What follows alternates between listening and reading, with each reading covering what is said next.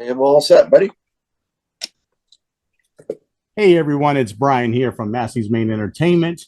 I want to welcome everyone back. This is actually going to be our second video in a series that we just started. Doc had to lead us off in the first video, but we started a series called Brian and Doc's Top 10 Albums series, in which what we're going to do is each one of us is going to take turns picking a year, and then each person is going to do a short video of each one of their top 10. And then we'll post them here on my channel for everyone to view. And I figured that'd be kind of a fun exercise. So each video will spotlight our curated list that we have, but don't worry, because each one of us will lend our perspective about each other person's list, and maybe have a little bit of a lively discussion. Whether you're a diehard music fan or just looking for some timeless classics, this series is for you. I think we talked about it last time, Doc. 1971 is just an absolute pivotal year. You came up with some huge legendary albums that certainly left a big mark on the music industry. A lot of heavy hitters for sure, and and then you had some surprises as well. And I'm hoping that I have a few surprises here on my list as well. So don't forget to like, subscribe, and comment down below. We'd love to hear your thoughts about this series, and particularly 1971 and any other year that we cover. Your participation kind of helps us stay in the algorithm. So share your favorites, join in on the conversation, and celebrate the power of music together. So, Doc, I know I made you go first on the for 1971, yes, but you got to choose the year. I did. And just that I had to throw you to the wolves first, but it wasn't that bad, right? It wasn't terrible. No, we were talking about it before, buddy. 71's a smoking year. So, and you're right. I think it'll be diverse, and it's almost a year you can't go wrong in some senses. So it's right. It'd be interesting to see what you come up with, buddy. I'm looking forward to it. All right, I'll stop every couple ones and see how I'm doing. But I have a feeling our list are probably going to be well. I mean, I already know what you chose, obviously, because I've seen the video, obviously. So now you get a chance to see what mine is. So here we go. Yeah. I'm going to start off with mine. At number 10, I'm going to have Leonard Cohen's Songs of Love and Hate. I know it was released in 71. What you're going to find here is that almost like none of these albums charted or didn't chart very well, but still it's odd to think that some of them didn't chart that well. But I picked Leonard Cohen here, kind of a spoken word signature poet type of lyrics that he uses, very somber tones. I love that he always talks about love and loss and despair in a very minimalistic way. I just think it makes all of his stuff that much more powerful. I mean, he obviously had huge influences on people like maybe Nick Cave and the Bad Seeds, maybe Tom Waits even. But a couple songs on here to check out: Famous Blue Raincoat, Avalanche, and Joan of Arc. I think that people might enjoy. This only got to 145 on the Billboard chart, but it's now considered, one of the top albums of all time. So that's my number 10. My number 9, this one's going to surprise some people, but it's probably the only Joni Mitchell album I will have ever on the list, and that's Blue. This one actually got to number 15 on the chart. Very deeply personal and introspective collection of songs, kind of showcasing her songwriting genius and emotive voice. This is definitely her strongest songwriting that I've heard, and I've listened to at least 6 of her albums for sure. It remains probably one of the most acclaimed in pop music for sure. Case of You is a big song off of here. River, California, all very strong songs. So I wanted to kind of include that here. I know that's kind of a surprising thing, isn't it, Doc? I mean, yeah, it is. Some of my curve there. Yeah. Some of my friends back from high school will be like, "Is Massey's listening to Joni Mitchell, really?" But it is what it is. Number 8, this one here is an album that I didn't learn about until the last few years. This is Bill Withers' Just As I Am. It's his debut album from that time. Nice blend of soul and R&B and folk, kind of marked by his very smooth vocals and heartfelt lyrics. As I recall, he was only working as a custodian during this time when he actually was recording this album. So good for him that it actually made it big and his career took off, and because he's got a sweet voice. This peaked at number 39, so it barely got into the top 40 for albums. Definitely everyone knows the signature song, Ain't No Sunshine, and Grandma's Hands is a big song that I think I've even heard that sampled on a lot of hip hop albums.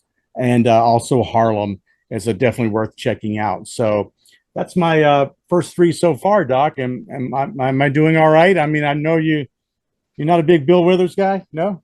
Oh no, nothing wrong with Bill with it, but that's a pretty smooth album. That's probably in the order that you did it is the way I would have done it myself if I was had those three albums. So it's I think Leonard is a an acquired taste, but I respect the album and stuff like that. There's no getting around that part.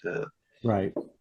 Perfect. That's once again, it's one of those mood things, right? You got to be in the mood for Leonard Cohen to listen to Leonard Cohen, man. So Yeah, yeah, yeah. If you're, yeah, it's definitely not like if you think you're going to go down to the beach and party, you probably don't want to throw on Leonard. Yeah, Leonard's not going to make the list, man. So Blue might not make the list either. So, but once again, I think it's a well written, beautiful album. Man. Blue is a classic folk album in one sense, man. So it's and nothing wrong with Ain't No Sunshine, man. That's like I said, it's pretty smooth album, man. I think you got the right order there. That's the way I would have done it. Perfect. Number 7 for me, be our first match here. I've got the Rolling Stones Sticky Fingers right here. They always got a great mix of blues and rock and kind of country influences.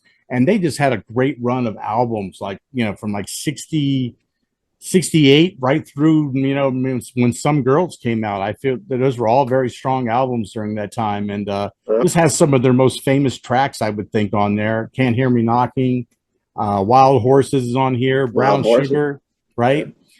This was a #1 album for them on the Billboard chart, and I think it. On most top 500 albums of all time list, I can't see Sticky Fingers not making it. Certainly there are ones that might be higher, but I think if we're just talking 1971, you got to include the Rolling Stones. So, moving to number 6. Here's one that's, a little bit of a newer one too for me as far as my exposure to it. I've got Funkadelic's Maggot Brain. It definitely has the most interesting title anyway. A nice blend of rock and funk and psychedelia, highlighted by the epic titles tracks guitar solo, which it's about a 10-minute song. The guitar player was told to just imagine he was playing a tune for his mother's funeral. And that was his inspiration behind the guitar solo and that he used for it. It's just fantastic. If anybody wants to listen to that, it's just beautifully done. Landmark development for the funk genre, obviously. I mentioned Maggot Brain was a big one. Hit It and Quit It also was released on there. And Can't Get You to That, I think, is another song that was maybe released but did not chart. The album didn't even make it into the top 200. And that was considered one of the best albums of all time. So, but then again, let's think 1971 is a tough year. I think we kind of agree on that. So totally. So, breaking now into the top 5, you had David Bowie, Hunky Dory for your glam rock, and I'm taking T-Rex's Electric Warrior as my representation for glam rock.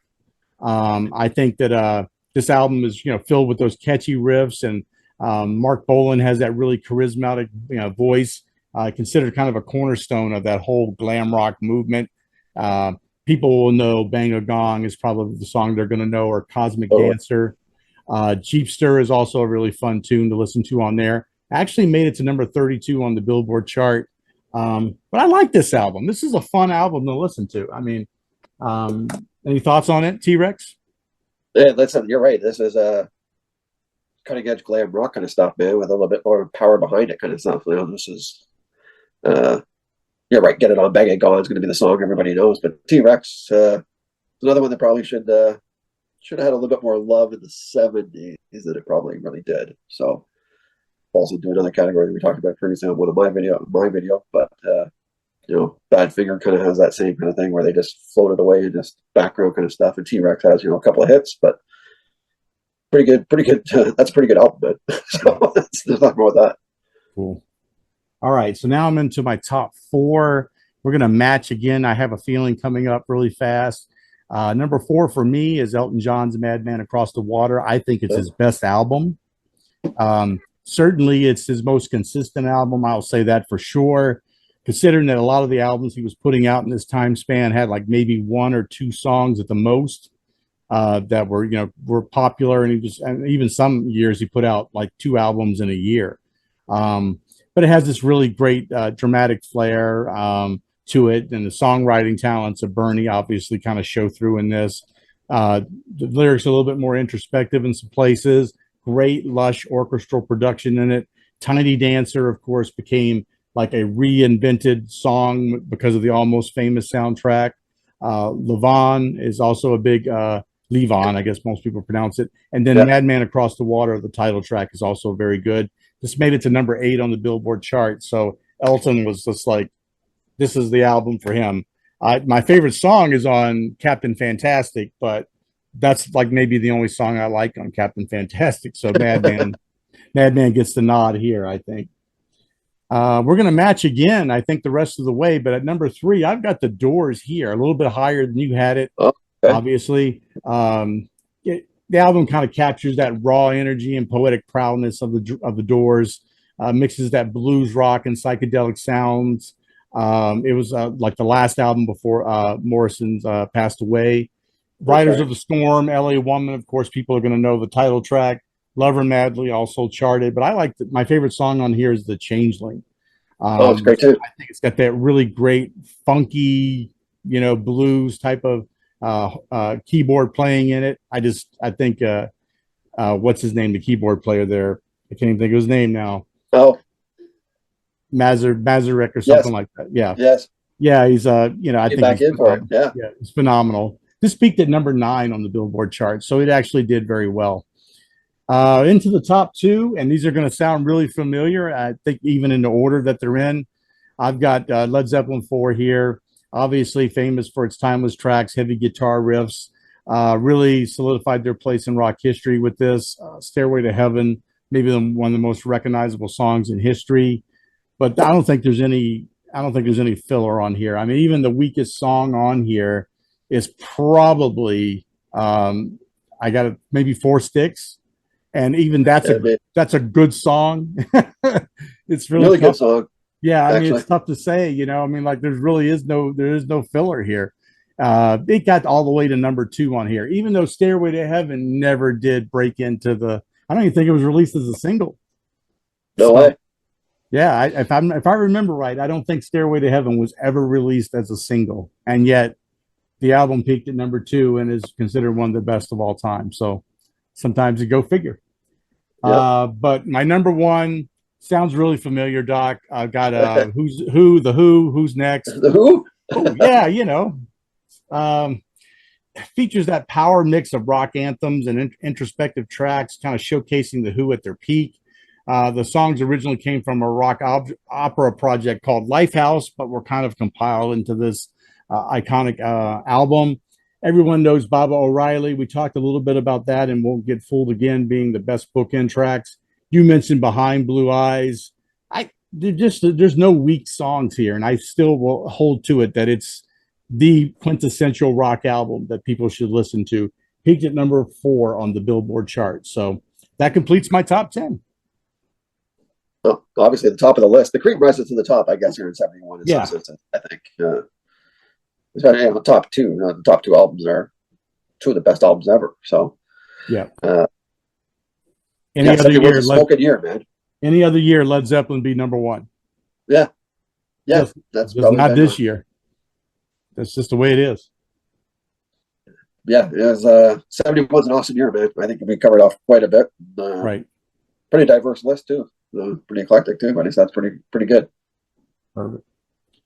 All right, guys. That's it for my list of the top 10 albums from 1971. Be sure to like, sub, and comment down below. Give us your top 10 as well. I would love to see it for sure, and see if I see any albums on there that maybe I haven't listened to. I've listened to a lot, but you never know. Every once in a while, somebody will crop up and throw one at me that I've never heard of. So I appreciate everybody watching, and you guys take care. Thanks. Bye-bye.